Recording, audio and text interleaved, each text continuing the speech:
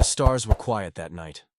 In the control room of the United Earth Defense Command, deep beneath the surface of Antarctica, Commander Raylan Pierce sipped cold coffee and watched the satellite feeds blink across the screen. Nothing unusual. Space was calm. Too calm. Then it happened. A red alert lit up the room. A signal, old, broken, but definitely alien, flashed onto the screen. It wasn't a threat.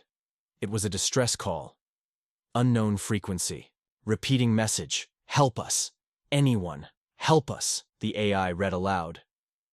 Pierce leaned forward. Where is it coming from? Edge of the Kuiper Belt, the AI replied.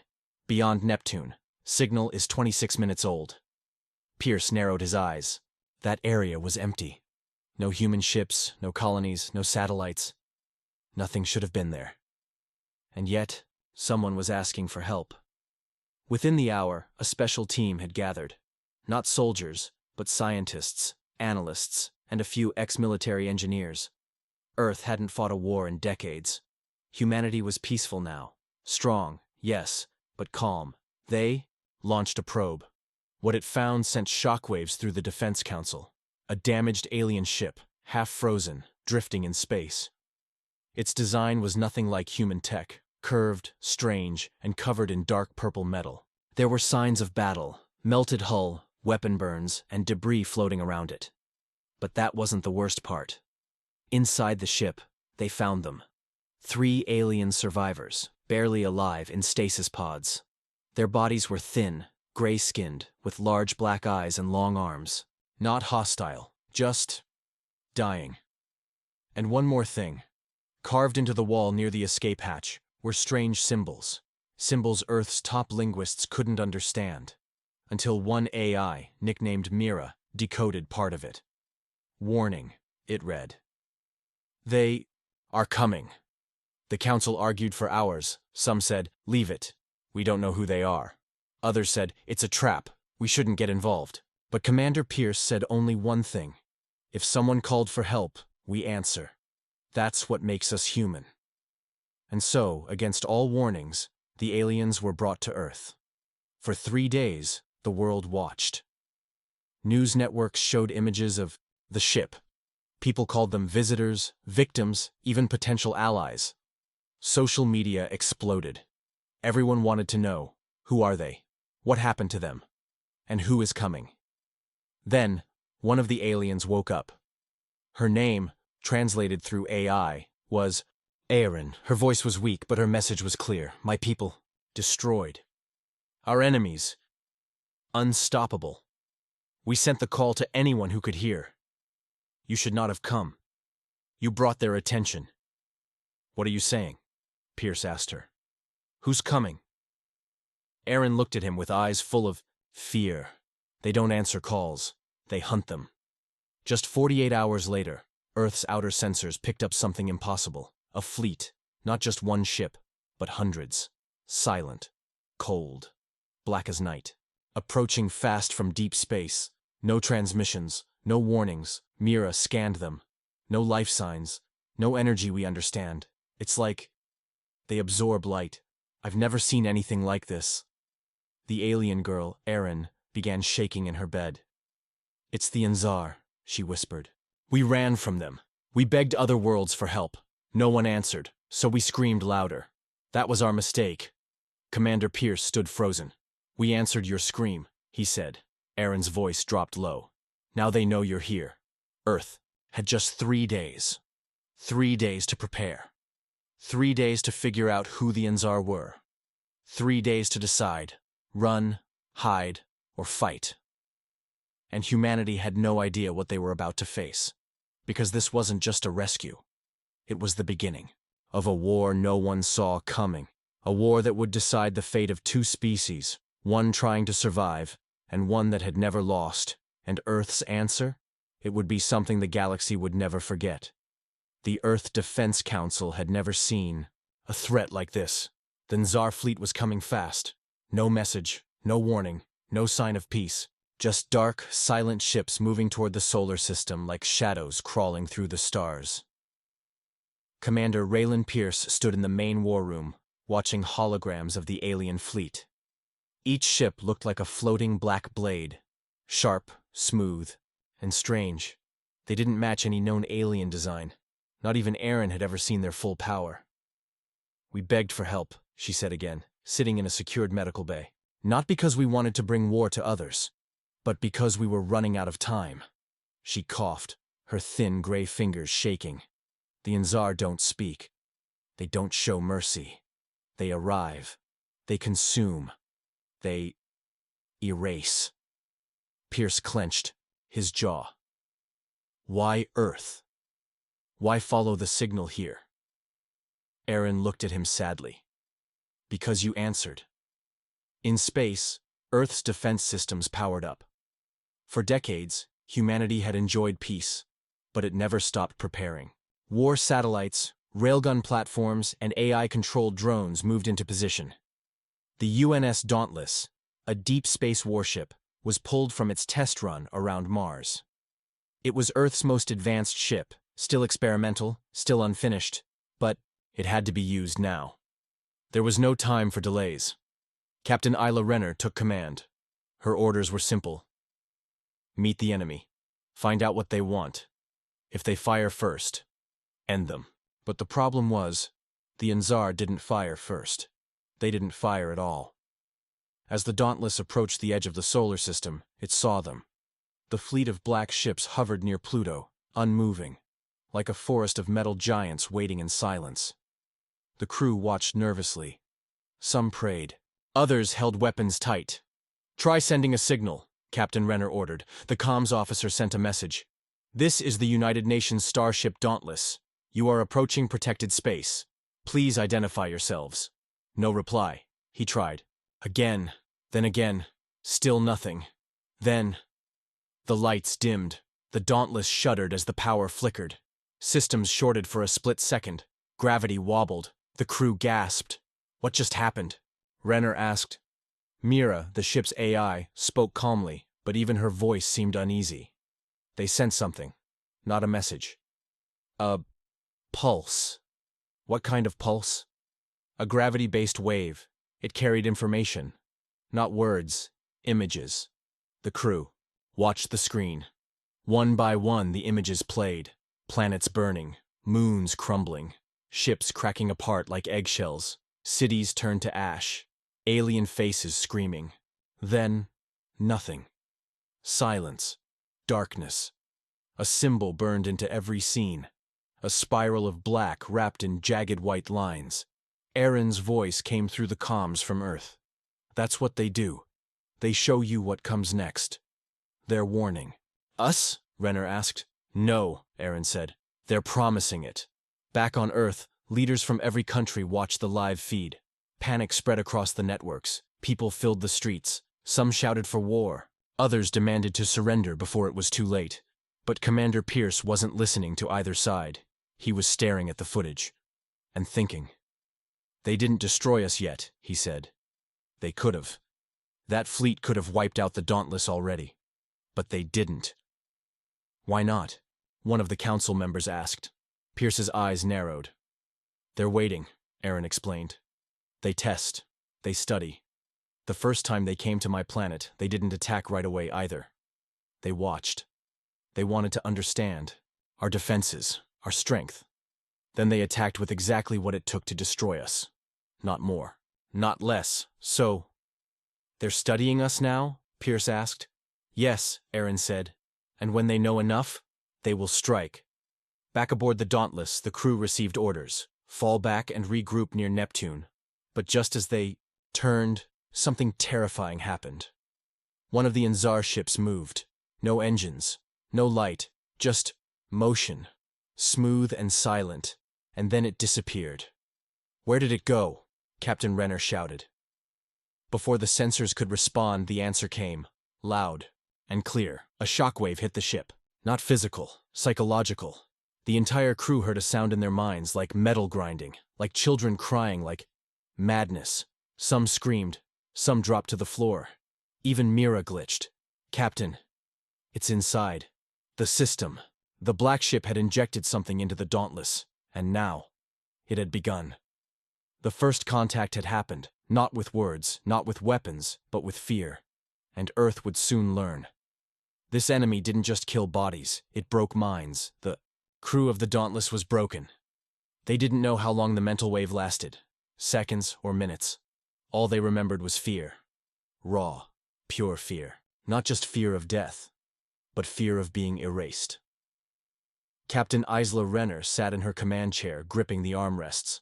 Her mouth was dry, her vision blurry. Around her, the crew slowly returned to consciousness. Some were crying, some were silent, a few just stared at nothing. "Mira, status," she whispered. The AI's voice came back, slow and cracked. "System, corrupted. Internal logic has been invaded. Multiple thought loop injections. Memory leak detected. Recalibrating." The ship's mind was fighting to stay sane, whatever the Inzar had sent.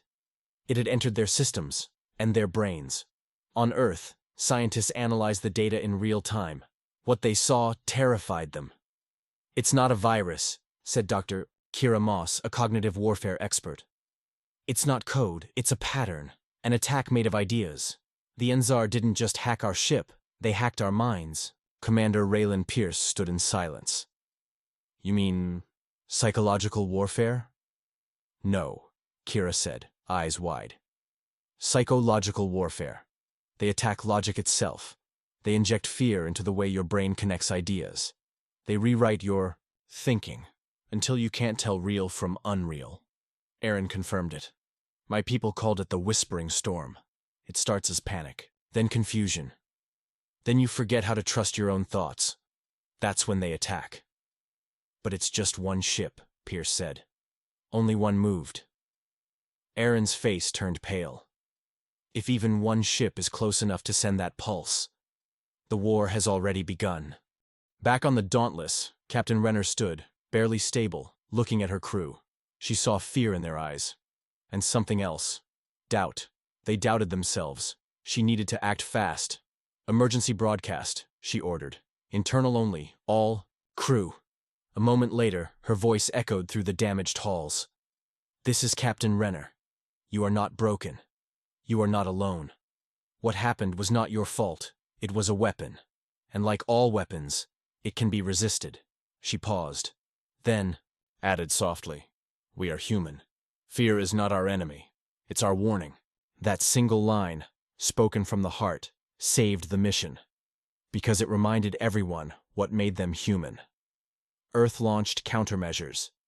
Using deep learning isolation tech, the Defense Council developed thought shields, neural dampeners, worn on the head to protect against pattern-based mental attacks.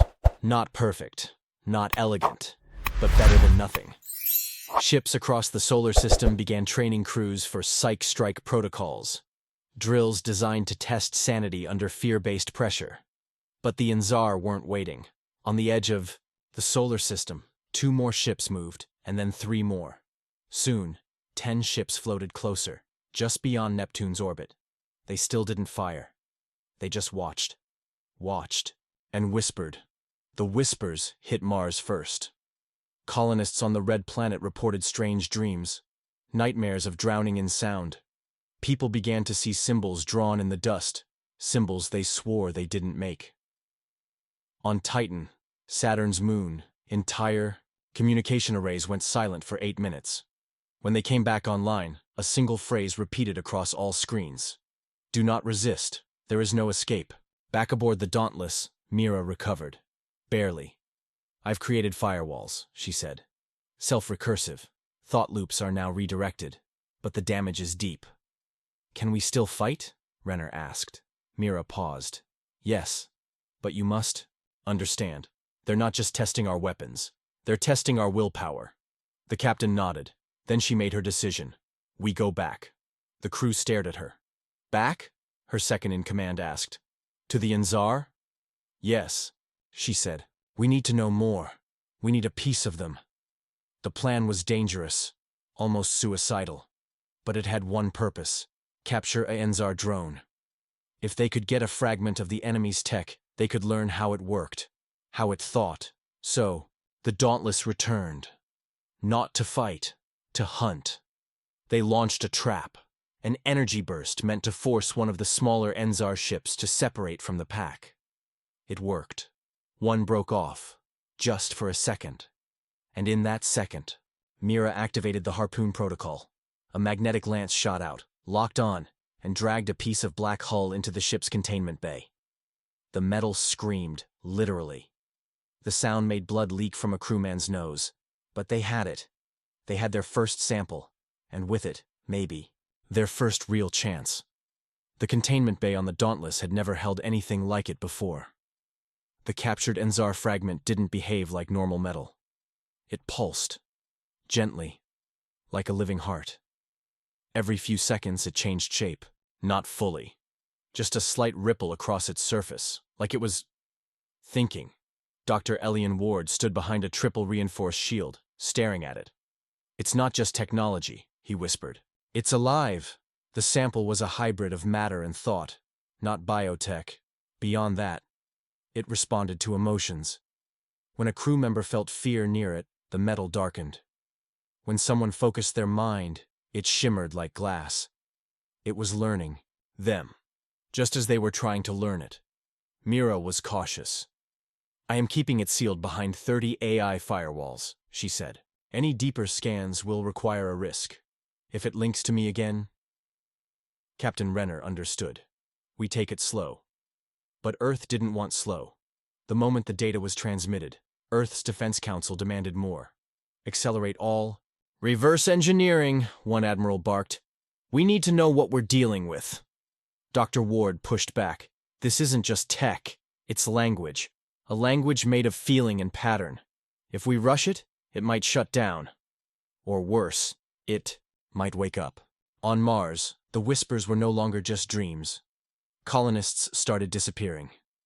One woman was found walking into the desert, barefoot, eyes glowing faintly with blue light. When they brought her back, she spoke in a strange voice. "Why do you resist? The song is kind, the void is warm." She collapsed. Her brain was overloaded with alien signals. Something had used her, like a speaker. The war was no longer at the edge of the solar system. It was already inside. Back on the Dauntless, the research team made progress. By playing certain harmonic frequencies near the fragment, they noticed changes in its pulse patterns. Specific tones made it contract, others made it glow, and then it responded. One tone made the metal stretch upward, forming a single symbol. Dr. Ward froze. "That's a communication mark. I've seen it in Aaron's database. It means observe." "Captain." Renner leaned in. "Observe what?" They kept experimenting carefully, mapping responses, building a code book. Mira helped convert the alien pulses into readable signals, not words, concepts. The first message they translated chilled them to the bone. "You are noise. We are silence. Silence must return." Aaron stood beside the glass, her face pale. "They don't see us as enemies, not even as invaders. They see us as mistakes. A species that makes too much noise in the universe." Renner's voice was low. "And their solution is to silence us." Dr. Ward nodded. "Permanently." Then came the breakthrough. The alien metal released a memory. Not a file, not a video, an experience. Everyone in the room felt it, like falling into cold water. Images flashed, planets going dark, cities vanishing in seconds, minds folding inward like paper. They were shown the fall of a civilization, not human, but something else that had also resisted the Enzar. The message was clear. "This is your future. Accept silence or face erasure." Earth held emergency meetings. Scientists, generals, philosophers, all tried to make sense of the Enzar threat. "They are not evil," one expert said. "They are efficient. They believe they are cleansing the universe." Commander Pierce stood before the World Council. "Then we give them something they didn't expect." "What's that?" someone asked. He answered, "Human defiance." Captain Renner made her decision. "We're done studying," she told the crew. "It's time to talk to them." "How?" Mira asked. Renner pointed to the fragment. "That's our microphone." They set up a direct broadcast using the Enzar pulse frequencies. It was dangerous. The AI ran dozens of simulations. All of them ended badly. But Renner still gave the order. Send this message. We are not noise. We are fire. We do not fade quietly. They sent it.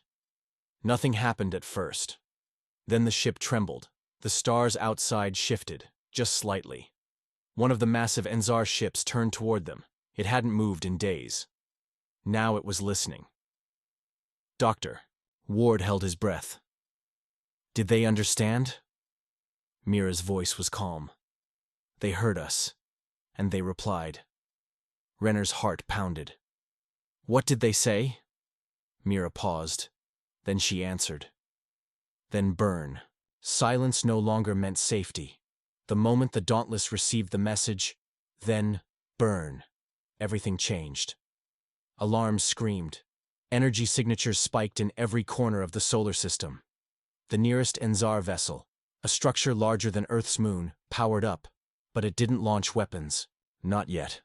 It opened. A thin black beam reached across space. It moved slowly, like a finger stretching toward its prey. Not light, not matter, something else. It passed through asteroids like they weren't even there. Mira stared at the readings. This isn't a weapon. It's a probe. A data drain. What is it scanning for? Captain Renner asked. Us. Everything we've ever been. All across the ship, screens went black. Personal memories disappeared from backup servers. Language files, historic videos, ancient stories, erased. Not by force. By touch. It was as if the Enzar wanted to delete human culture before they deleted humans themselves. Commander Pierce grabbed the ship-wide comm. Encrypt everything. Lock it down. This is a digital extinction event. But it was already too late. Within seconds, Earth's digital libraries, 70% of human knowledge, had gone silent. Back home, Earth tried to fight back. Massive jamming satellites were launched to block further scans. Cybernetic defense grids tried to blind the Enzar signals. Some worked. Most failed. Then came the fire. The Enzar launched their first true weapon. It didn't explode. It unwound. Over the Pacific Ocean, a black streak entered Earth's upper atmosphere. Instead of an impact, the air unraveled. Clouds melted. Sky turned red. Entire cities along the coast went dark. Not destroyed, but disconnected. Phones, vehicles, even thoughts, quieted. People wandered, dazed, like their minds had lost signal with reality. On the Dauntless, Mira gripped the edge of her console. This is worse than death. They're erasing us bit by bit, thought by thought, Renner. Knew they couldn't wait for orders. Earth was bleeding data and soul. We strike back. Not with computers, not with reason, with fire. Dr. Ward looked up. Captain, we found something. In the alien fragment. A weak point. The Enzar had a fear. Small. Buried deep in the code of their intelligence. They had faced one kind of enemy before that almost won. Chaos. They fear unpredictability, Ward explained. Randomness. Emotion, passion, human qualities. They think it's noise, Renner said. Ward nodded. But it's our weapon. A plan formed. They would attack not with precision, but with chaos. The Dauntless redirected its reactors. The fusion core was modified to pulse in frequencies not found in normal physics. Random math, chaotic rhythms, music written by no composer. Code that had no logic. They called it the signal. Of madness, Mira embedded it in a quantum payload. No fire, no bombs. Just a voice, shouting into the void with every insane, beautiful, unpredictable scream of humanity. Before launch, Renner recorded one line. We are not your silence. We are your storm. The missile launched. Slowly. The Enzar ignored it at first. It didn't look dangerous. But when it reached within 1,000 kilometers of their ship, the Enzar flinched. The black fortress rippled. Parts of it collapsed inward. A scream, felt, not heard, echoed across the minds of every telepathic species listening. The payload infected the ship's code, music played, voices laughed. Random images of joy, grief, chaos, and war blasted through the Enzar neural systems like wildfire. They didn't understand. They couldn't stop it. One Enzar ship, massive and ancient, turned into vapor. Not exploded, just unbuilt. Its atoms scattered into a storm of light. A message flashed on the Dauntless. We cannot contain you. But the war was not over. 2 more Enzar ships responded. These weren't scouts. These were executioners. Massive pyramids of impossible. Metal moved through space. Slowly. Silently. With one purpose. Total erasure. Renner stood firm. They heard us. Now they're coming to silence the fire. Pierce clenched his fists. Then let's light the whole sky. Earth never wanted war. But war had arrived anyway. 2 Enzar ships entered the solar system. One from the outer rim, the other from deep space. Unlike the first, these ships didn't scan. They didn't speak. They moved like hunters. Silent, cold, ready to kill. On the Dauntless, the crew watched as entire planetary defenses collapsed without a fight. Satellite chains disappeared. Mars. Outposts sent one last call before going dark. One by one, the stars behind the ships dimmed. Not from distance, but from interference. The Enzar weren't just coming to fight. They were coming to erase everything. Captain Renner gathered his command team. We used chaos. We hit their minds. That worked once. But now they're adapting. Mira nodded. They're building filters, mental shields. They won't fall for the same trick again. Dr. Ward spoke up. But they didn't come alone. We caught faint signals. Behind their ships. Prison fleets. Dozens of alien races. Captured. Brainwiped. Forced to serve. Commander Pierce's jaw tightened. Slaves, Ward added. They've been used to erase other civilizations. This is their cycle. They use the pain of the conquered to break the next target. Silence filled the room. Then Renner said softly, Then we fight for more than ourselves. Back on Earth, humanity had changed overnight. Street protests stopped. Borders vanished. Nations shared technology and knowledge like never before. There were no longer separate armies. There was only one. The last defense coalition. The world had faced extinction and answered with unity. Children were evacuated. Deep underground. The best minds worked without rest. Hackers, poets, and engineers. Everyone was now part of the resistance. Even music changed. No longer for pleasure. It was now a weapon. A code. A cry. The Dauntless received its final orders. It would lead the charge. Not because it was the biggest ship, but because it had survived first contact. It had understood the enemy. And more importantly, it had made the enemy afraid. Renner stepped onto the bridge, eyes steady. No one else is coming. It's just us. Mira smiled.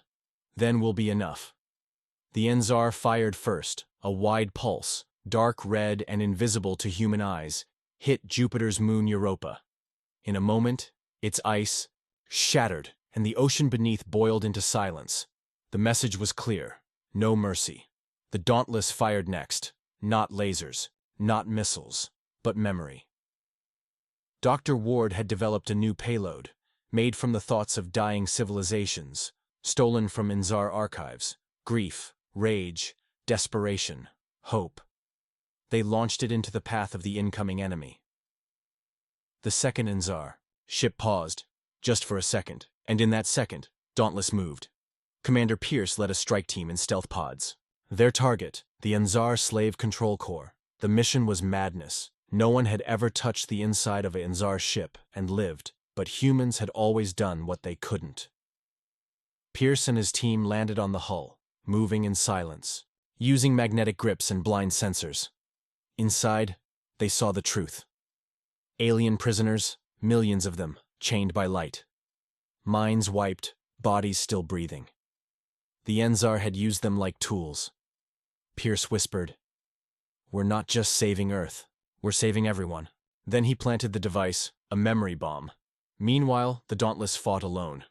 The main Enzar ship launched energy webs, cutting through the vacuum like knives. The Dauntless dodged once, twice, then took a hit. Half the engines died. Renner stood firm. "We don't stop. Push forward."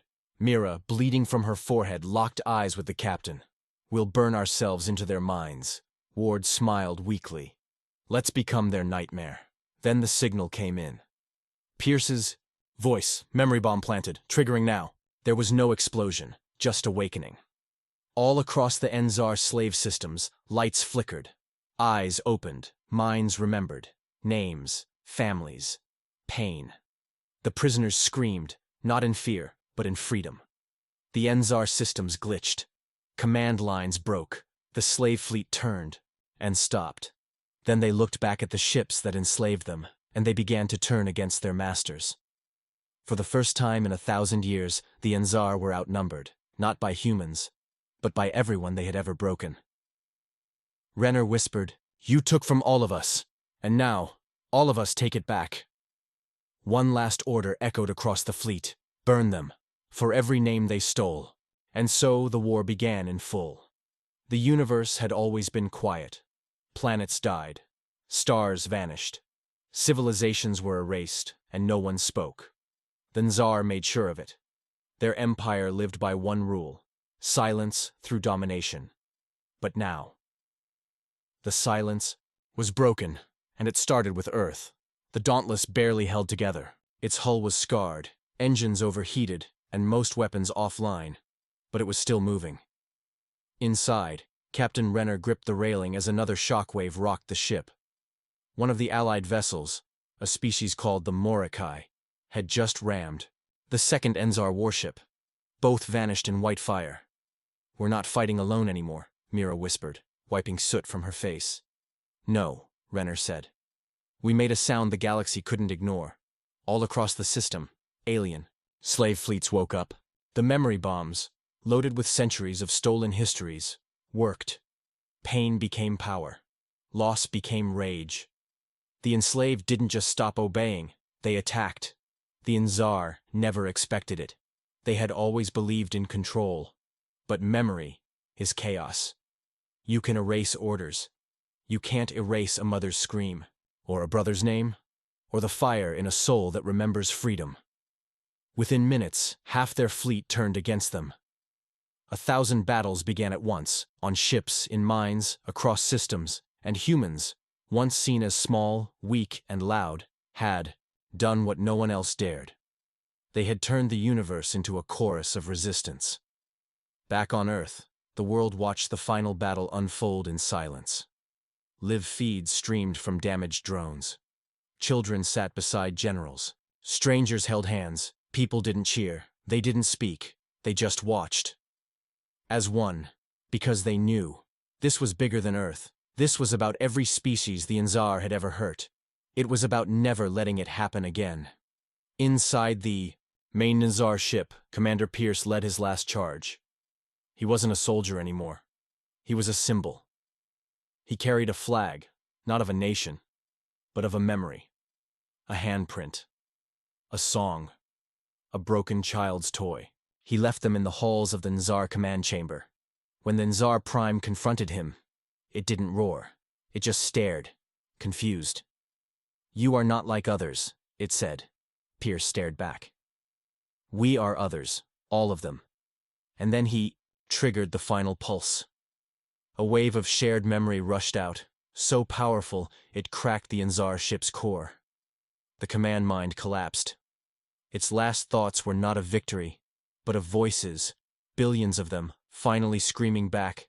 The Enzar fleet shattered. Some ships exploded, others powered down, empty and cold, and some simply vanished into deep space, like predators who had tasted fear for the first time.